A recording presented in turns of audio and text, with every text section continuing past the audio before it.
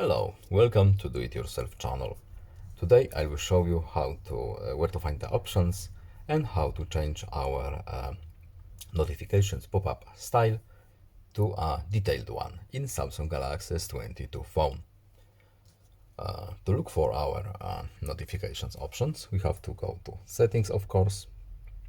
Then we have notifications menu right here, and here we have notification pop-up style. When we go here, by default, our brief is selected, but if you want detailed, we can change this option right here. Of course, we can customize brief one, but we are interested in the detail function. And now our notifications has been changed. So no need to save, just back out from this menu, and that's it. I hope this video was helpful to you. Please leave a like and subscribe. Have a nice day and see you in the next video. Goodbye.